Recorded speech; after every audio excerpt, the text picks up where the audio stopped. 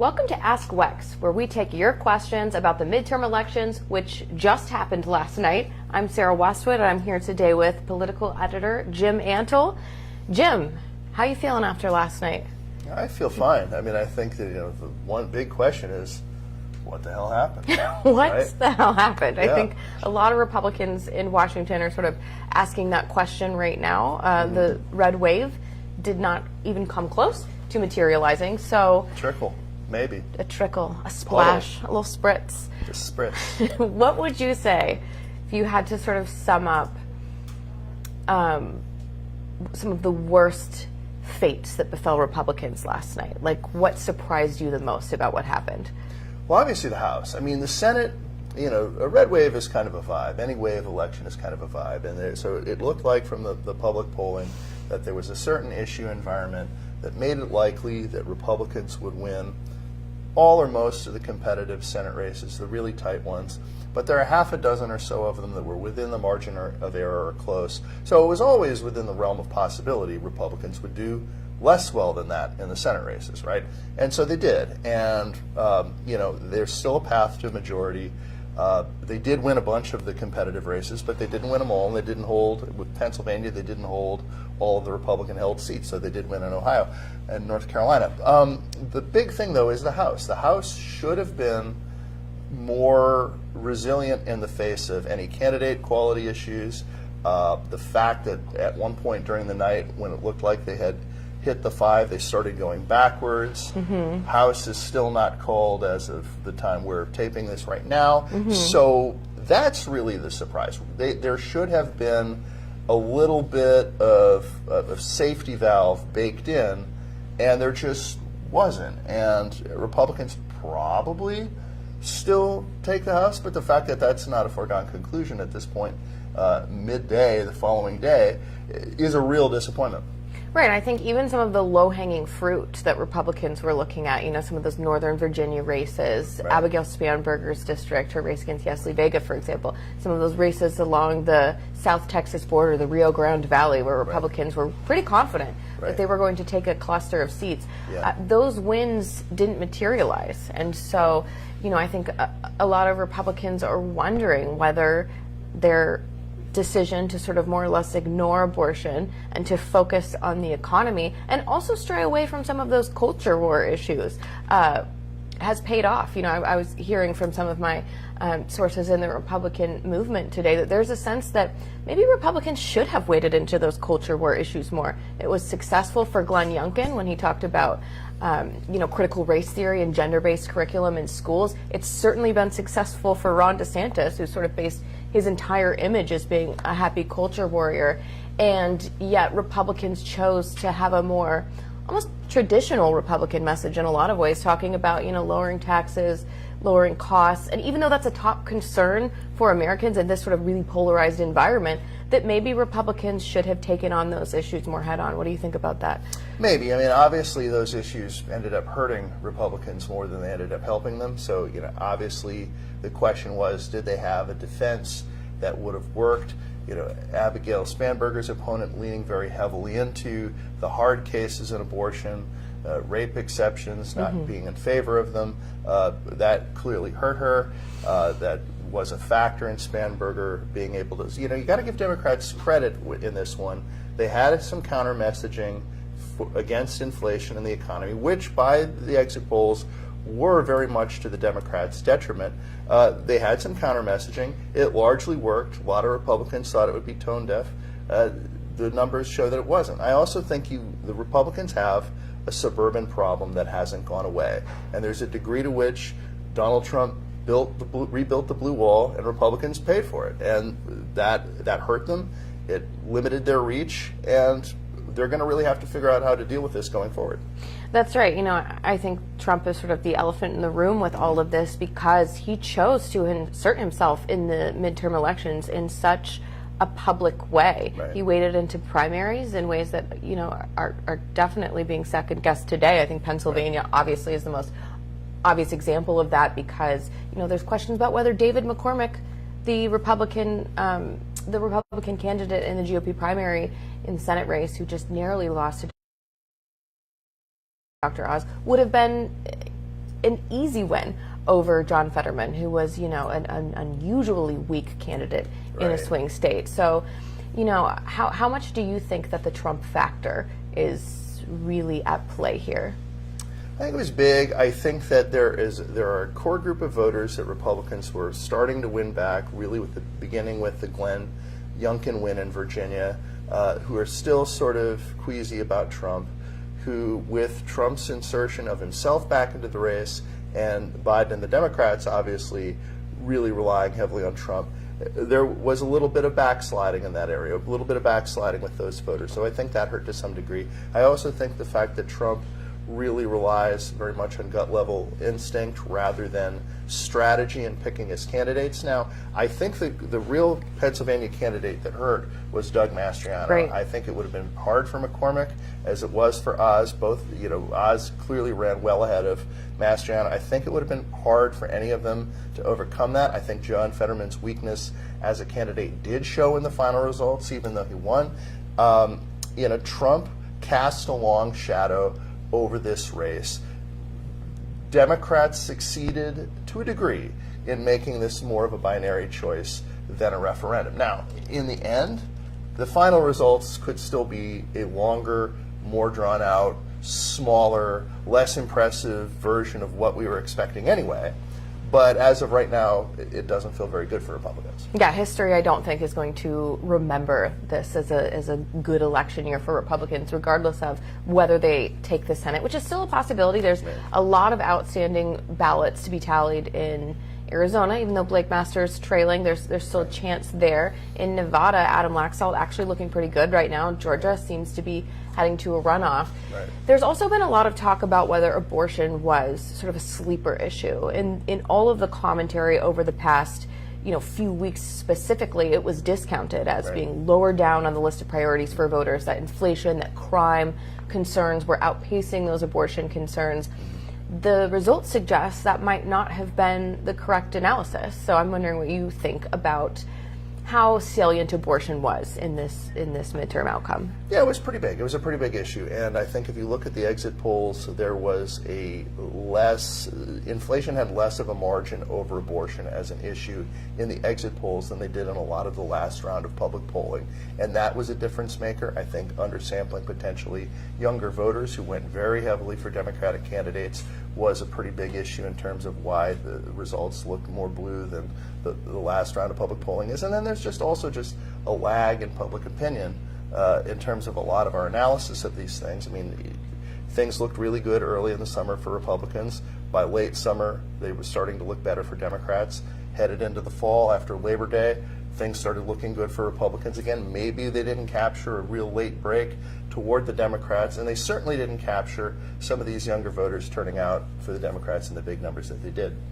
Yeah, I think, though, abortion didn't play the same way across the board in races, right? Because, in Ohio, Governor Mike DeWine won a very decisive victory. He has signed an abortion ban. In Texas, Governor Greg Abbott cruised to re-election, has also signed a ban. Ron DeSantis has signed a more permissive ban, but he still won in a sort of historic blowout. So it didn't play the same way across the board. No. It did, I think, in some races feed into the perception that a given Republican candidate is out of touch, like Yesli Vega, who's otherwise very strong on paper. But Abigail Spanberger was able to sort of, in a classic, affluent suburban district, weaponize a position on abortion that is out of step with the mainstream of centrist voters to make Yesli Vega seem extreme when she really wasn't. So I think that really helped Democrats in some races make the extremism argument against Republicans when they focused on the abortion positions, even if that Republican candidate opponent was moderate on everything else. Well, and you also just had the factor that there was a period where you had a lot of Democratic candidates essentially admitting that they didn't even really oppose abortion after fetal viability, at least suggesting that maybe they'd be open to abortion up to the moment of birth. Abortion up to the moment of birth with taxpayer funding is no more popular than banning abortion in cases of rape.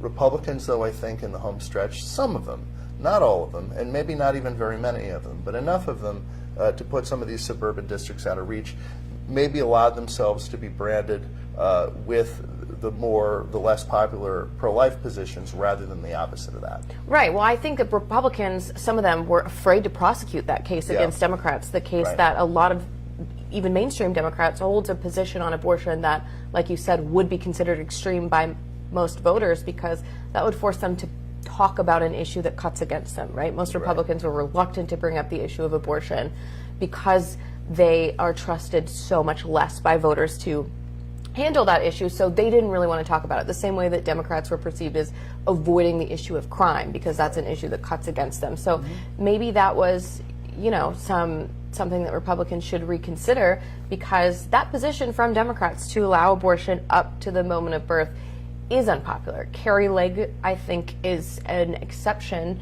to that rule in terms of a Republican who was willing to prosecute that case against Democrats. She had a viral moment during the campaign when she, you know, spoke out about Katie Hobbs's position on late-term abortion. She is right now neck and neck with Katie Hobbs. We don't know at this moment, about noon the day after election, what the outcome of that race is, but you know, I think she sort of showed a path to how Republicans could have handled that issue in some of those other swing races. They were just getting all this advice from campaign consultants that said that, you know, lean into the issues that are your strengths, which are the economy and inflation. Ignore social issues, culture war issues. On paper, that may have seemed like good advice, but in some cases, if your opponents are branding you in a certain way, you're going to have an answer. And I think that the big thing that is Republicans got used to after 50 years almost of Roe versus Wade, of being able to take pro-life positions largely rhetorically. After Casey versus Planned Parenthood in '92, a lot of the more popular abortion restrictions were allowed by the Supreme Court. More sweeping things were not. They're going to have to actually run on that issue as something that they can actually govern and do things on. And so, regardless of what the issues are in play, Democrats can actually level these attacks, and they're not just symbolic. Republicans would, if elected, have the opportunity to make policy on the abortion issue, so they're going to have to come up with answers on these things. Joe Biden was not as big of a drag on Democrats as he was expected to be. He has a very low approval rating, you know, historically presidents with an approval rating in the low 40s, like he has, lose, you know, double-digit numbers of House seats. If the Republicans pull off a House majority, as it is sort of looking like they will, it's going to be a very narrow one. So Biden was sort of able to defy history here. My sort of back-of-the-envelope calculation as to why is potentially that, well, first of all, Republicans got a lot of the low-hanging fruit in 2020. That's, I think, often overlooked. A lot of those races that were won in the 2018 blue wave, you know, swung back to Republicans in the last cycle. The Democrats' majority was whittled away, and so already, you know, what was left for this year were some tougher races. But Joe Biden isn't that polarizing. So even voters who disapprove of his performance didn't necessarily see every race through the lens of their opinions on Joe Biden, because he's so boring and milquetoast. So he doesn't color their entire perception of politics the way that Trump did. What do you think? Yeah, I mean, I don't think he is as dominant a figure in the public imagination as Trump was. I think it is. I think we are still living for the moment in the Trump era, and the fact that President Biden talks so much about Trump shows that Trump is still the figure that really occupies the biggest space in people's minds and psyches at this moment. And for some of the Republican Party, that's good, but in a lot of these swing districts, it's not. And you're right about the low-hanging fruit. And this has been going on for almost 30 years. Democrats used to hold a lot more conservative-leaning districts than they do now. 1994, 2010, 2014, 2020, whittled a lot of those away. So the thought and the hope of Republicans was that President Biden was so unpopular that you'd be able to move into a bunch of districts that are significantly less conservative than the ones they've won in previous Republican wave elections. Maybe the country is just too polarized for that. You know, the fact that in 2020, in the midst of a pandemic, bad economic statistics, really the election didn't look radically different than 2016. Looked different enough for Biden to win, but you know, Democrats lost seats in the House. Maybe a near tie is about as best as people can hope for, unless there's some kind of breakthrough that one party or the other finally makes. Yeah, a lot of Democrats were able to sort of distinguish themselves from Joe Biden. You know, Mark Kelly in Arizona, for example, openly critical of Biden on issues of the border, took positions that, you know, weren't held by the center of the National Party. So I do think that some Democrats were able to separate themselves from Biden in a way that Republicans haven't necessarily been able to do with Trump. They haven't been able to outrun him in a lot of ways. And so I guess that sort of brings me to my next question. Do you think that this disappointing result for Republicans will be the catalyst for elected Republicans to sort of say the quiet part out loud that it's time for Trump to step aside as they prepare for the 2024 race, which is, you know, at this point, unfortunately, just a few months away? It's a few hours away. I think that the big difference between why Democrats could run away from Biden and Republicans can't run away from Trump is that Trump will not let Republicans run away from him. He'll chase you. And he'll chase you. And Biden was willing to let them. He didn't go into any areas where he would hurt the Democratic candidate. That's right. The only really competitive race he campaigned in was Pennsylvania, a race in which that candidate needed surrogates because of his medical condition. So will Trump go away quietly? He won't.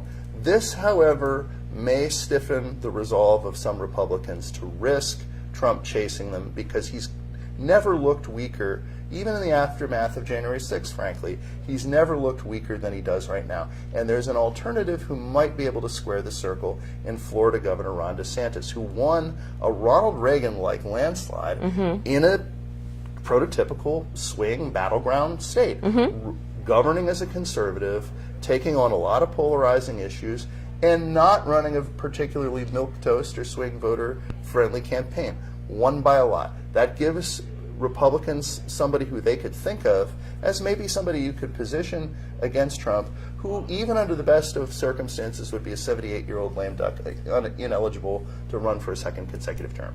I do think there's safety in numbers here, right? So if Republicans can get some kind of consensus around the idea that it's time to advocate for new leadership in the party, I do think that you know, that needs to happen in order for an effort to oust Trump to be successful, right? It can't just be a few disparate voices, the Liz Cheneys of the world. Right. It has to be people of prominence in the party coming together in a unified way to sort of usher him off the stage, give him the hook, if you will. And absent some cataclysmic event for Republicans like this, I don't know if that would have happened anytime in the near future. Maybe you would have seen a really protracted, ugly GOP primary fight between Trump and DeSantis. I think, though, the size of DeSantis's win and how decisively he's proved that he has crossover appeal, and the fact that Trump arguably cost Republicans what should have been a very successful midterm election could sort of combine forces to finally get those McCarthys, you know, those Ronna McDaniels, to come out and openly say that they would like to see new blood. Well, and the one silver lining, it's not a guarantee, but the silver lining is that Democrats are now less likely to get new blood, right? Joe Biden, if he wants to run for re-election, is going to be hard to shove off the stage. He's got an argument to make, even though he's about to turn 80 years old. Right. Donald Trump's grip on the party has been loosened a little bit. Maybe not loosened enough, but the possibility exists that Republicans make the generational shift and Democrats don't, which could change 2024. We're looking at going on 30 years where Republicans have peaked at the midterm elections. But what happened after the red wave of 1994? What happened after the red wave of 2010? Bill Clinton and Barack Obama got reelected. Could this disappointment pave the way for not having the disappointment in 2 years? No guarantee, but it definitely does change the pattern that we've seen. I think if you asked a lot of Republicans whether they would have rather had a better night on Tuesday or a Ron DeSantis, Joe Biden 2024, I think most Republicans would say the price is worth paying if this paves the way for Ron DeSantis to have an easier primary, free of Trump, and getting to face Joe Biden, who, like you said, will have a justification for remaining in office that wouldn't be there absent this disappointment from Republicans. I think a lot of Republicans would welcome that outcome if that's what this ushers in, even though, you know, there's some short-term cost in that. Sure. Democrats might continue to hold the Senate. But even with that narrow majority in the House, Republicans still get to at least nominally achieve their goal of stalling the Democratic legislative agenda for the next 2 years. Well, I mean, Biden barely got anything passed with unified control of the government, yeah. right? And so if Republicans control the House, what more is he going to get passed that can't pass on a somewhat bipartisan basis? And the answer to that is probably not very much. And we have yet to see what's going to happen to the economy as the Federal Reserve keeps trying to fight off this persistent inflation. So we may go into a recession. We could go into a recession. There's also just the fact that there's not going to be a Democratic course correction as there was after 1994, and to a lesser extent after 2020. Oh, that's right, because they might read from these results that what they're doing is working and They'll successful. So yes. they could double down on those positions that have made them unpopular.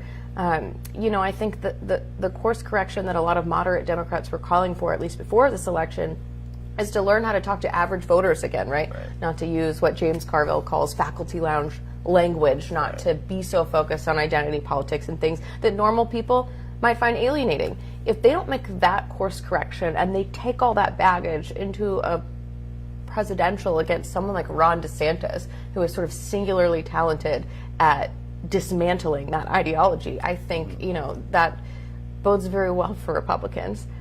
And 2024 Senate map is more favorable to Republicans than this year's was. Maybe it stops the bleeding in the House, maybe it doesn't. I mean, obviously what Biden's going to do, or any Democrat who aims to succeed him, is that they're going to essentially make Marjorie Taylor Greene the Speaker of the House, right? And so, and a narrow majority does lend itself a bit more to that, because Kevin McCarthy, should he become Speaker, is not going to have the margin for error he would have if he had 230 or so Republican seats. So he's going to have to deal with some members of that faction, and Democrats are going to be all too eager to highlight them, and that's been the playbook they've used after midterm setbacks in the past. I think that with a lack of Democratic course correction, with economic woes continuing, I'm not sure the playbook could be executed as perfectly, but it's obviously something that they're going to try. Well, Jim, thank you so much for waking back up. I know you were up all night covering this election. America's wake-up call. You're getting too old to stay up that late, so that's going to be tough for you. Very true. Thank you all so much for submitting your questions for our midterm edition of Ask WEX.